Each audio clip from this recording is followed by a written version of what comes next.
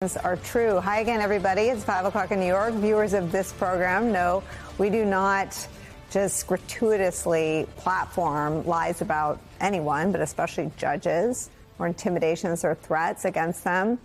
But today we feel that we must show you that and call out harmful rhetoric when we see it. Donald Trump's vicious and ugly attacks against federal judges, as you saw in that sample of the many, many things he said and posted on social media.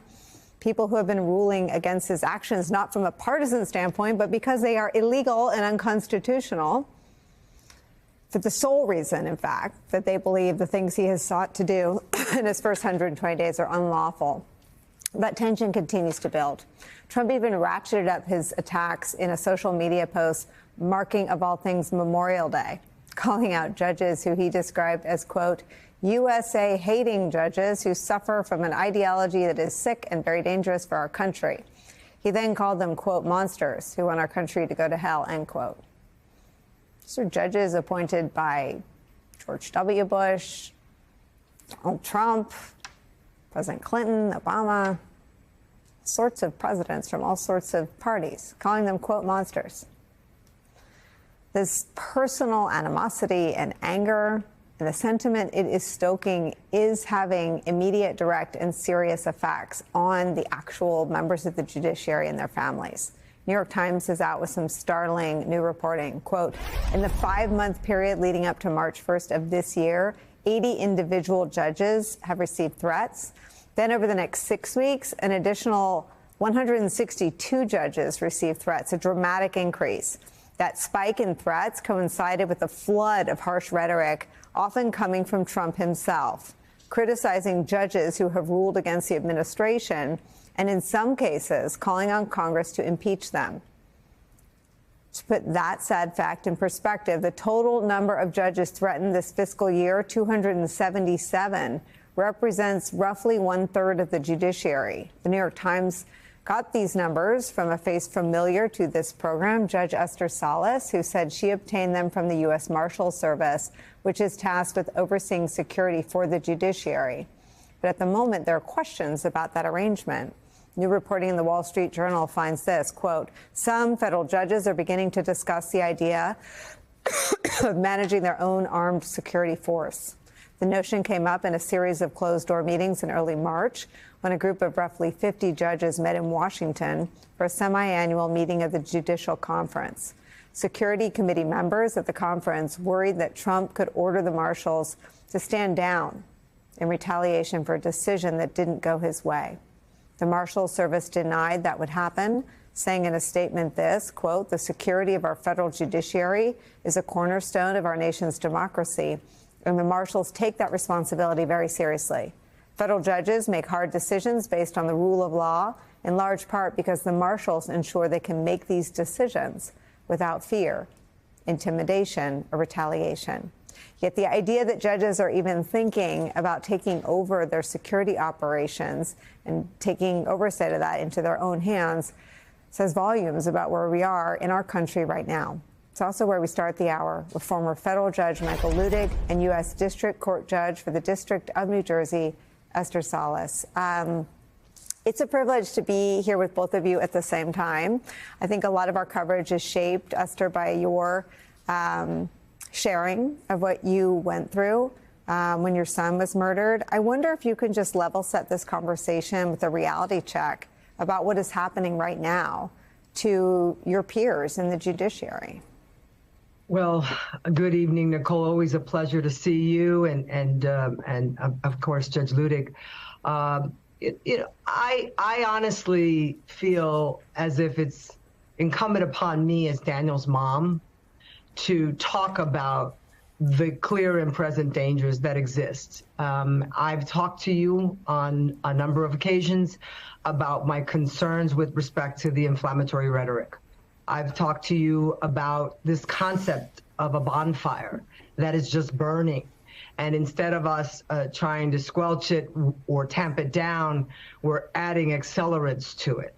And I continue to feel that way. But I think the numbers support the concern that I have been expressing.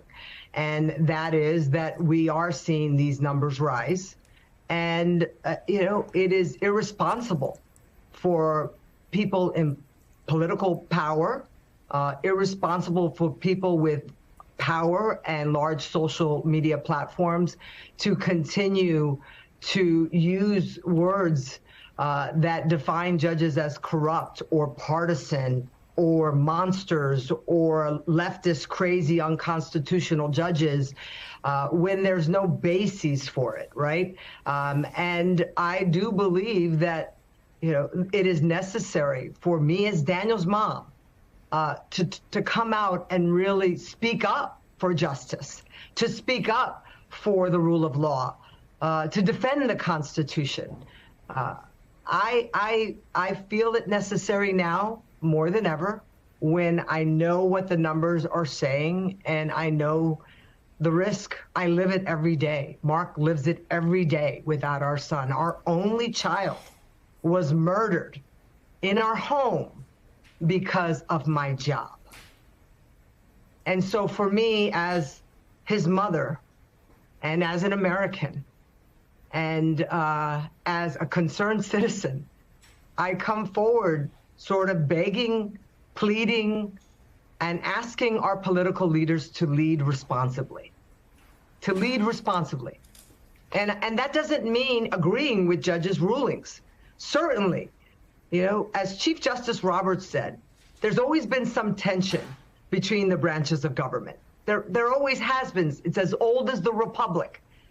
But there's a difference between disagreeing with a ruling and appealing it and utilizing the constitutional framework to appeal us to a higher court and making it personal and calling us names and really villainizing us.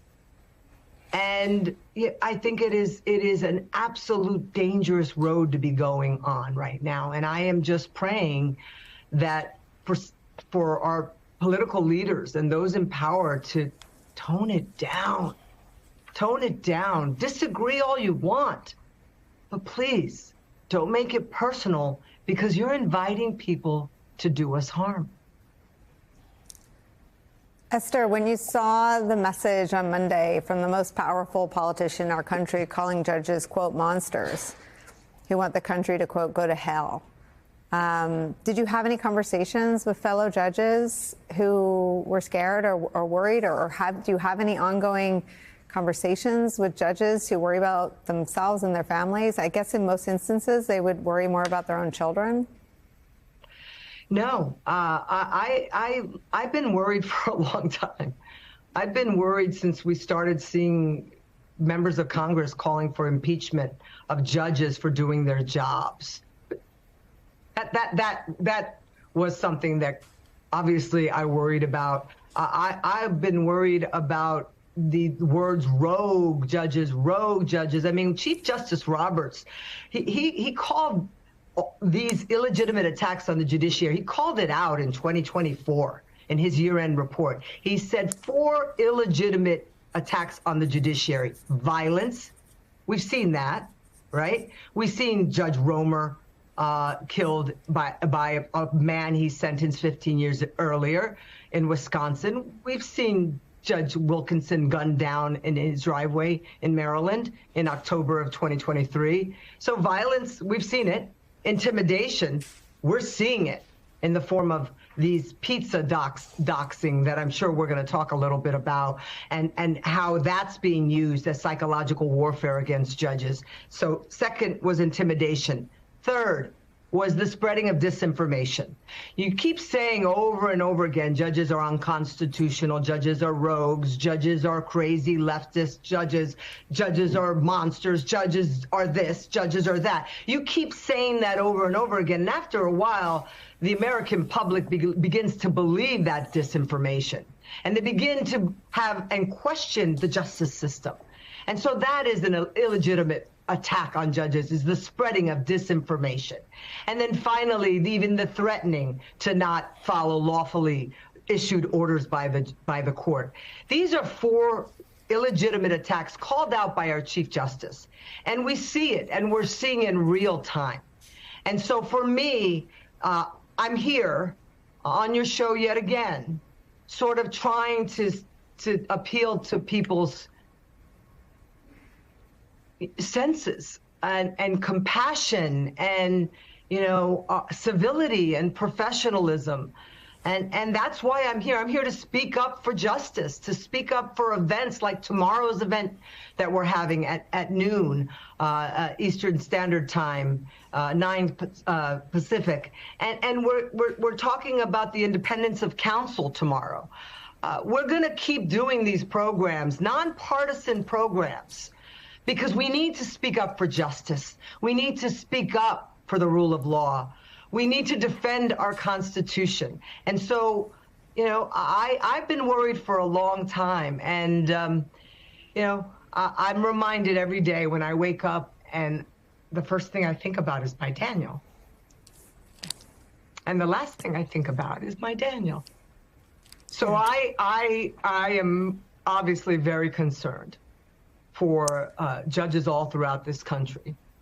And I just pray that we can start to get back to a place where we can agree to disagree, where we can have civil discourse, and we can all rally around the fact that we're Americans and we live in the greatest country, in my opinion, the greatest country in the world. That's what I'm hoping for, Nicole. That's what I'm hoping.